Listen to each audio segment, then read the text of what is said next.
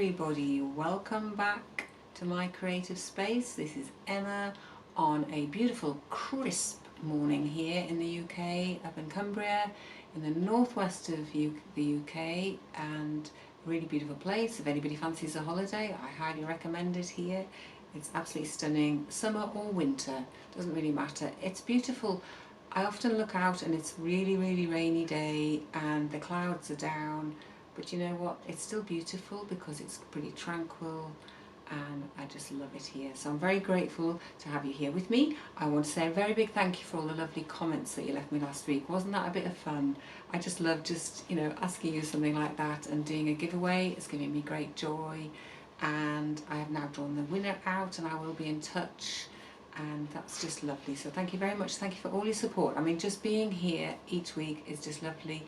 You leave me the loveliest comments which just warm my heart, and it just makes it all worthwhile. It's lovely. It doesn't matter if you just say hello or where you are in the world. You don't have to write reams, but some people do write wonderful comments which I just really appreciate.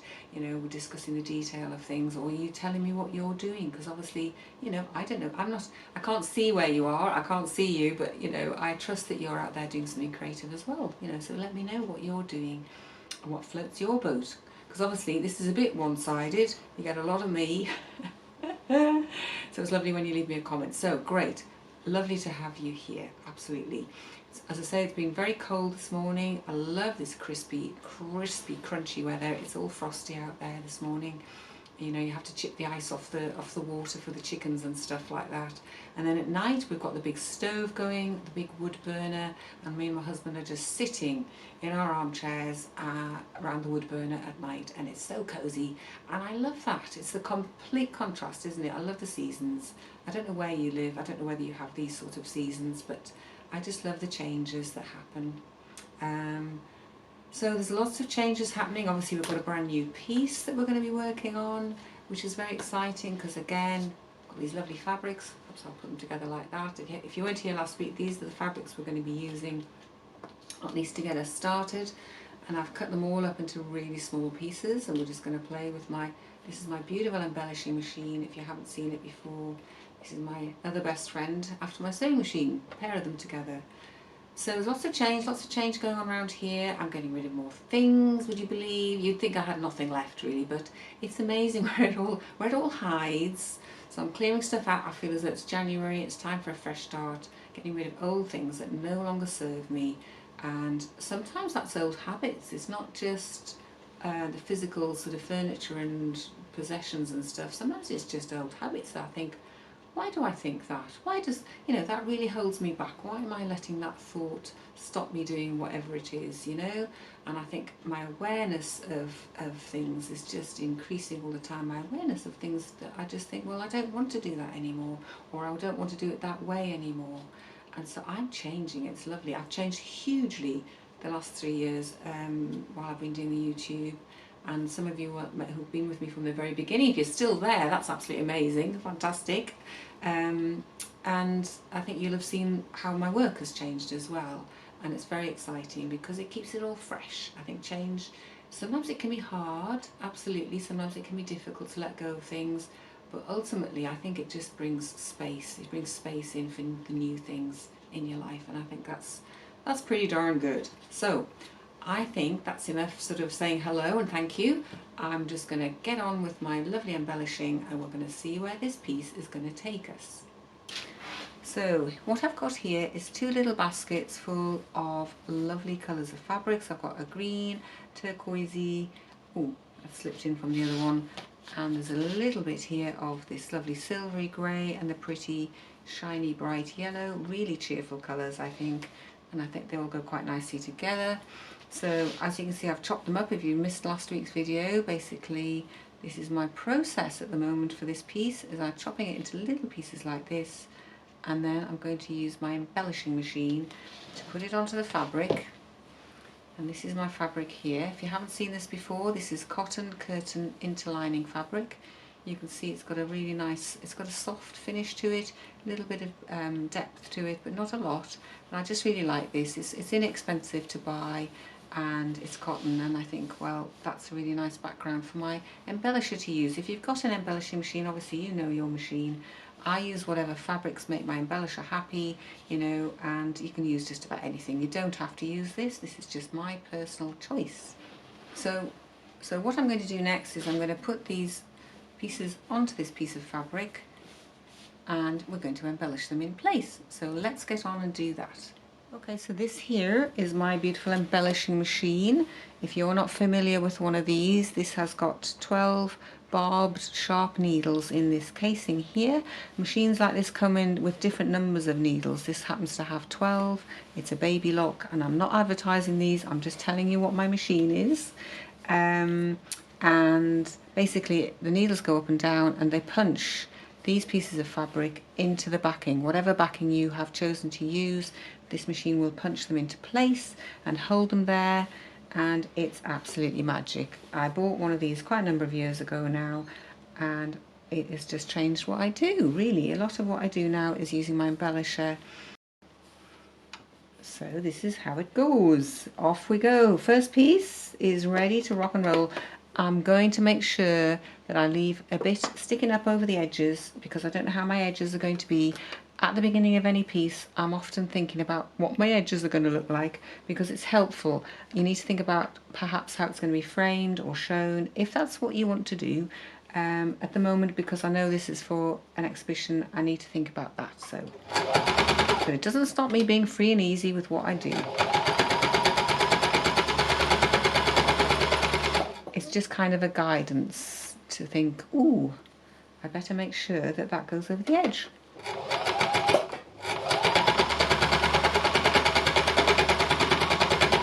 So you can see straight away, can't you, how that absolutely scrunches the fabrics up. And what I love is each piece of fabric then sort of blends into the other one, and you can do lots of colour mixing, and you can add layers on top, you can add, you know, funky yarns and things on top. It's so cool. And yeah, it transforms what I'm doing. It transforms the pieces I'm putting on. Every piece of fabric is different, you know, each kind of fabric is different. You have to play. If you've got an embellisher, you can play and find out what works. And obviously a scrunched up surface like this might not be your bag, okay, but you could do this sort of thing. I think you could just do this with just a sewing machine, but you'd obviously have to pin the pieces in place and they wouldn't be scrunched. So I'll get on with this and we'll keep adding pieces on and see where that takes us.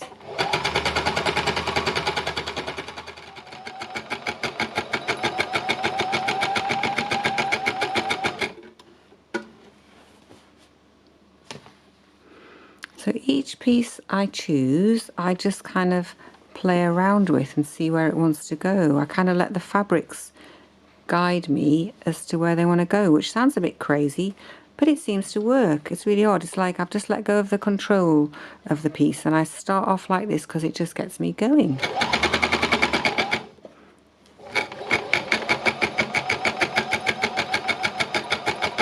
And I just love, I mean, you can see the difference there between the two fabrics. It kind of knocks the shine back a little bit and it makes this beautiful texture, which I really do love. And then I will be stitching over this at some point with some kind of colour of thread. I don't know what colour yet.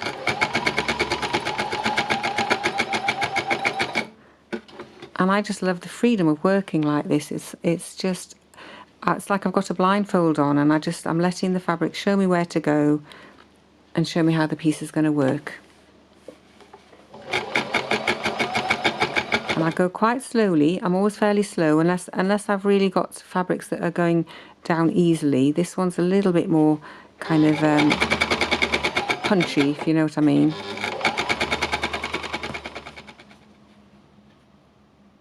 So I think we'll have this piece next. This one's jumping out of the box for me. It's a bit like doing a jigsaw, but I haven't got a picture on the box. I'm just making it up as I go along. We'll see how it turns out, won't we? If you've watched for a while, you know how surprising this can be. It certainly surprises me.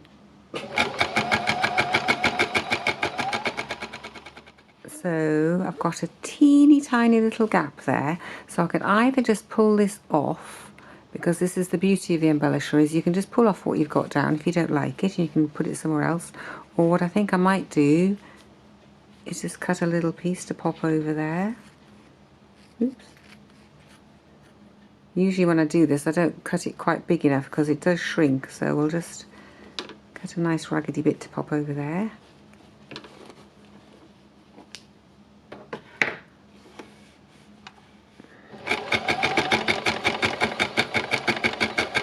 And again, I'm just taking it steady because I've now got a few layers going on here.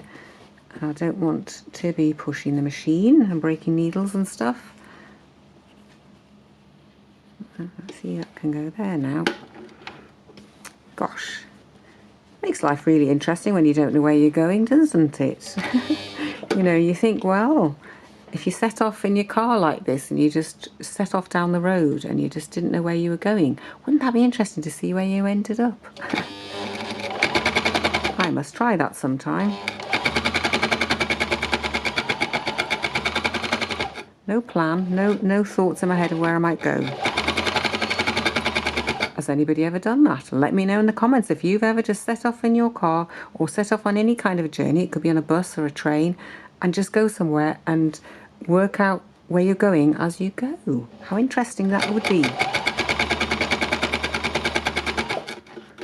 I know when I went interrailing when I was a student years ago now, and you'd get up in the morning and say, well, this would be just around Europe. It wasn't too far afield, but you'd get up in the morning and go, well, where do you fancy going today? Shall we go to Italy today? And you'd hop on the train and go to Italy, you know? Fantastic. I can remember doing that because the shops were shut where we were. I can't remember which country we were in, but the shops were shut, so we had to go somewhere else to another country for the day to buy. It was a Sunday, and we had to go and buy bread and milk or something. And the shops locally were shut because it was a Sunday, and so we went to another country. It was just brilliant. It was just fantastic. Okay, so I think it's time to start a new colour, and I've just picked out the green shade, and I think we're going to start by putting that kind of maybe there. Now the question is this going on top of the yellow, or is it going to go underneath the yellow? I think it might go underneath. So I'm just going to peel this back a little bit. It doesn't matter that it's frayed because we'll be dealing with stitching and who knows what else is going to go on top of this. My last few pictures have been extremely textured, so this could be just simply putting down a background, but we just don't know yet. So let's get that held and let it shrink. Actually, I think this piece would fit in better in there. It's almost, it could have been made for it almost. I'll just pull this back a bit. It's interesting that I didn't start with the green because that might have been easier, but yellow was what came first.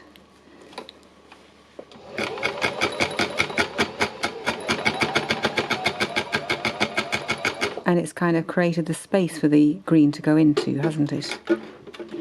Just making sure my needles are up before I move them.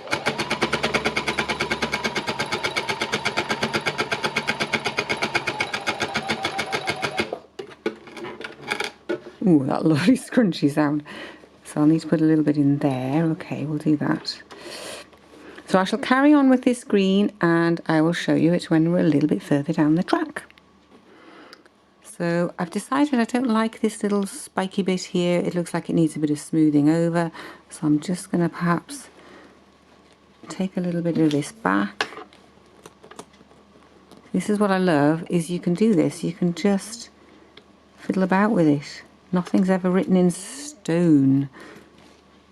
And I'm taking that out because it will probably show up a bit under the yellow.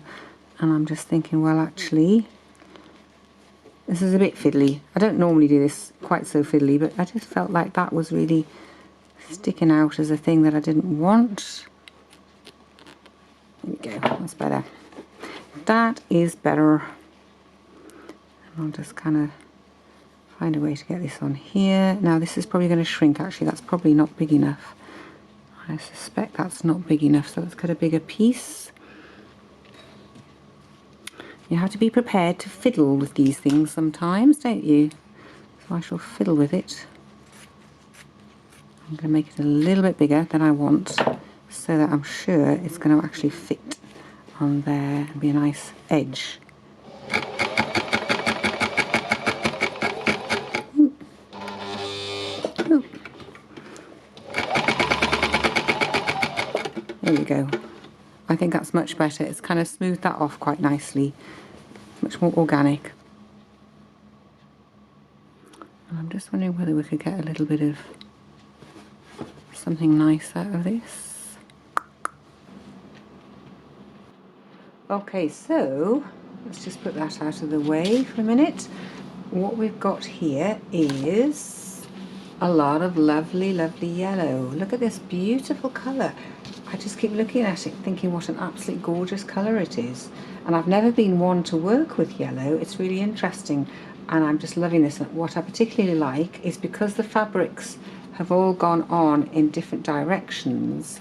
When you embellish them, you get the light affecting them in different directions. So these look slightly darker and those look lighter. It's wonderful how it's just reflecting the light in different ways, and the green is doing something similar. But I'm just loving this yellow. It's very cheerful. I think on a really, it's a really horrible day out there today. I have to tell you, I'm sitting in my studio today. I've come in on another day, and it's actually really quite cold in here because my heat pump's gone off. I'm waiting for the engineer to come and replace, there's a water pump in the system that's gone. But it's very funny because we had a power cut the other night and the electricity was off for a few hours. But it was lovely to know what we sat by candlelight in our kitchen, and it was just lovely, and we lit the big wood burner and we were very cozy. It wasn't a problem, and bless everybody, I hope they've all got their electricity back on by now, because really it makes you realise and appreciate electricity when you don't have it. It's just amazing.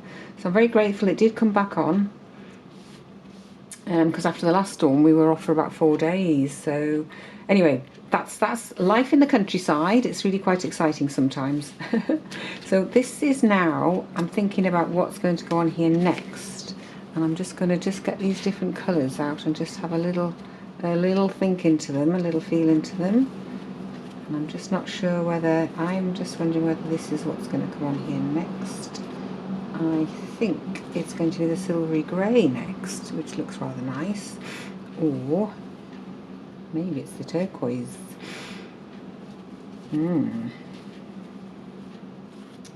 don't know really.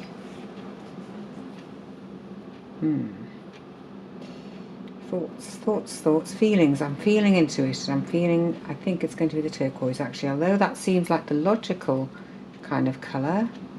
I believe it's this one coming next. So we'll get on and get these next pieces put down with my embellishing machine.